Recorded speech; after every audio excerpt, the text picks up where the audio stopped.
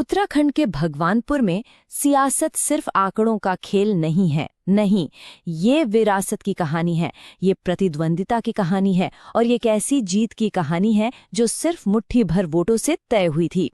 आज हम इसी चुनावी क्षेत्र के ताने बाने को परत दर परत समझने की कोशिश करेंगे। देखिए, हरिद्वार जिले की ये आरक्षित सीट महज एक विधानसभा क्षेत्र नहीं है।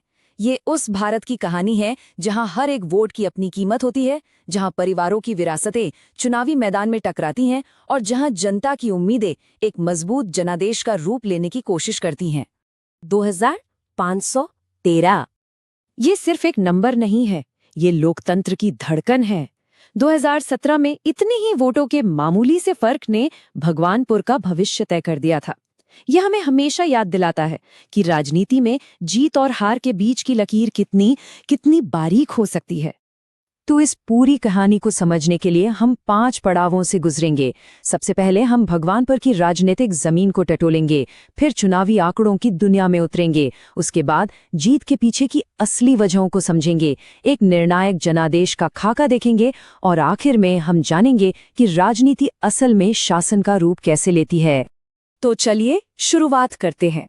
सबसे पहले इस क्षेत्र की मिट्टी को, यहाँ के सामाजिक ताने बाने को समझते हैं, क्योंकि किसी भी राजनीतिक लड़ाई की जड़ें वहीं के सामाजिक समीकरणों में छिपी होती हैं और भगवानपुर भी कुछ अलग नहीं है। क्योंकि ये एक आरक्षित सीट है तो दलित मतदाता यहाँ की राजनीति की धुरी हैं, ये तो स्वाभाविक है। लेकिन इसके साथ ही एक बहुत बड़ी और असरदार मुस्लिम आबादी है जो करीब 30 से 50% तक मानी जाती है। अब जाहिर है ये दोनों समुदाय मिलकर किसी भी चुनाव का रुख मोड़ सकते हैं। इनके अलावा ग्रामीण इलाकों में गुज्जर, सैनी और चौहान जैसे ओबीसी समुदाय भी अहम भूमिका निभाते हैं। और हाँ, जाट, राजपूत और ब्राह्मणों की भी यहाँ मौजूदगी है। समाज को समझने के बाद अब जरा नंबरों पर नजर डालते हैं। देखते हैं कि हाल के चुनावों के नतीजे हमें असल में क्या कहानी सुना रहे हैं। 2022 के नतीजे काफी कुछ कहते हैं। कांग्रेस ने 45% से ज्यादा वोट लेकर अपनी सीट तो बचा ली, लेकिन असली कहानी दूसरे और तीसरे नंबर पर है। बहुजन समाज पार्टी ने सबको चौंकाते हुए 40% से ज्यादा वोट्स हासिल किए और सबसे बड़ा झटका लगा भारतीय जनता पार्टी को, जो सिर्फ 12% पर सिमटकर रह गई। अब अगर हम 2017 और 2022 के नतीजों को आमने सामने रखें तो पूरी तस्वीर शीशे की तरह साफ हो जाती है। 2017 में लड़ाई सीधी थी कांग्रेस और बीजेपी के बीच, दोनों में सिर्फ 2.5% का फासला था। लेकिन 2022 आते आते समीकरण पूरी तरह बदल गए। बीजेपी का वोट बैंक लगभग ढह गया और वो वोट सीधा बीएसपी के खाते में चला गया, जिससे मुकाबला त्रिकोणीय हो गया। अगर हम थोड़ा और पीछे जाएं तो 2012 से ही कांग्रेस का वोट शेयर लगातार बढ़ता दिखा है। 2017 वो साल था जब कांग्रेस और बीजेपी दोनों ही अपने चरम पर थे।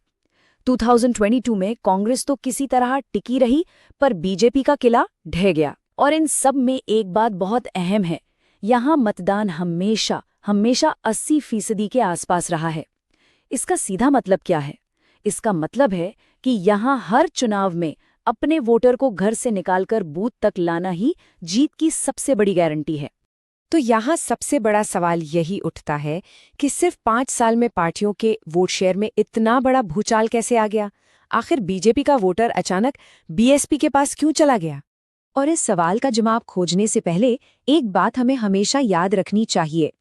लोकतंत्र में जब हम विश्लेषण करते हैं तो हमारी एक जिम्मेदारी होती है हर व्यक्ति की गरिमा का सम्मान करना। एक सूचित और जिम्मेदार बातचीत की यही पहचान है।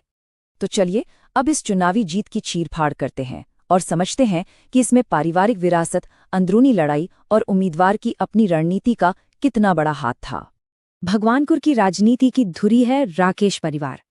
कहानी शुरू होती है 2012 से, जब बीएसपी के कद्दावर नेता सुरेंद्र राकेश यहां से जीते थे। उनके निधन के बाद 2015 में उनकी पत्नी ममता राकेश ने कांग्रेस का हाथ थामा और उपचुनाव जीता। कहानी में असली मोड़ आया 2017 में, जब ममता का मुकाबला अपने ही देवर सुबोध राकेश से हुआ, जो बीजेपी के टिकट पर लड़ रहे थे। ममता वो चुनाव बहुत कम अंतर से जीत गईं। 2022 में ममता फिर जीती, लेकिन इस बार सुबोध राकेश ने पाला बदलकर बीएसपी का दामन थाम लिया।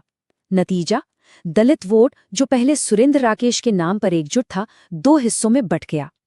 यही वो पारिवारिक लड़ाई थी जिसने बीजेपी के वोट बैंक को खत्म कर दिया और बीएसपी को मुख्य विपक्षी दल बना दिया। अगर हम मौजूदा विधायक ममता राकेश के प्रोफाइल को देखें तो उनकी ताकत है उनका मजबूत दलित मुस्लिम समीकरण और उनके पति की राजनीतिक विरासत। जमीनी नेता की उनकी छवि भी उनके पक्ष में जाती है, लेकिन उनकी कमजोरियां भी साफ हैं। जीत का अंतर हमेशा बहुत कम रहा है, पारिवारिक लड़ाई उनके ही वोट बैंक को कमजोर करती है और डिजिटल दुनिया में उनकी मौजूदगी ना के बराबर है। ममता राकेश की एक छवि जनता की मां के तौर पर गढ़ी गई है। एक ऐसी नेता जो लोगों की देखभाल करती हैं, स्कूल और अस्पताल बनवाती हैं। ये छवि उन्हें विपक्ष के बाहरी होने के एहसास से बिल्कुल अलग खड़ा करती है और एक मजबूत भावनात्मक जुड़ाव पैदा करती है। तो अब तक हमने यहाँ की राजनीतिक स्थिति को समझा। अब बात करते हैं समाधान की, एक ऐसी रणनीति की जो एक कमजोर जनादेश को एक मजबूत और निर्णायक जीत में बदल सकती है। इसे चतुर्मुख सिद्धांत का नाम दिया गया है। ये चतुर्मुख सिद्धांत है क्या? ये असल में रणनीति के लिए एक 4 मोर्चों वाला नजरिया है। इसका सीधा मकसद ये पक्का करना है कि अभियान का हर एक हिस्सा एक दूसरे के साथ पूरे तालमेल में काम करे, कोई भी पहलू छूटना नहीं चाहिए। इसके 4 मुख्य स्तंभ हैं। पहला, चुनावी मोर्चा, यानी अपने कोर वोटरों को पहचानना और उन्हें एकजुट करना। दूसरा, संगठनात्मक मोर्चा, यानी बूथ स्तर तक कार्यकर्ताओं की एक मजबूत फौज तैयार करना। तीसरा, नैरेटिव मोर्चा, यानी अपनी कहानी, अपना संदेश लोगों तक सही ढंग से पहुंचाना। और चौथा है संसाधन मोर्चा, यानी जमीनी और डिजिटल दोनों ही ताकतों का सही समय पर सही इस्तेमाल करना। और जब हम डेटा और संसाधनों की बात करते हैं तो एक और सिद्धांत याद रखना बहुत जरूरी हो जाता है। एक प्रभावी शासन व्यवस्था की ये जिम्मेदारी है कि लोगों से जुड़ी कोई भी जानकारी सिर्फ उनकी सहमति से ली जाए और उसका इस्तेमाल केवल उन्हें बेहतर सेवाएं देने के मकसद से ही किया जाए। आखिर में इस पूरे विश्लेषण को उसके असली मकसद से जोड़ते हैं। देखिए, चुनाव जीतना काफी नहीं है, उस जीत को जनता के लिए सार्थक शासन में कैसे बदला जाए, असली सवाल तो ये है। तो भगवानपुर के लोगों के लिए सबसे बड़े मुद्दे क्या हैं? उनकी सबसे बड़ी और तत्काल मांग एक सरकारी मेडिकल कॉलेज की है। बाढ़ और फसल के नुकसान से परेशान किसान बेहतर मुआवजे की उम्मीद करते हैं और कई जरूरी सड़क और पुल के प्रोजेक्ट्स सरकारी मंजूरियों के इंतजार में अटके पड़े हैं। ये हैं वो असली मुद्दे जो यहाँ के लोगों की जिंदगी तय करते हैं। यहाँ की 1,23,000 से ज्यादा मतदाताओं के लिए वोट सिर्फ एक राजनीतिक अधिकार नहीं है, ये एक बेहतर जीवन की मांग है। ये एक भरोसा है जो वो अपने प्रतिनिधि को 5 साल के लिए सौंपते हैं।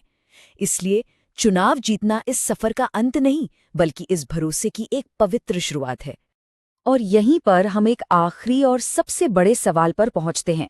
कोई भी राजनीतिक व्यवस्था एक नाजुक से जनादेश को भरोसे और प्रदर्शन के एक स्थायी अनुबंध में कैसे बदल सकती है? ये सवाल सिर्फ भगवानपुर का नहीं है, बल्कि हमारे पूरे लोकतंत्र के भविष्य का है।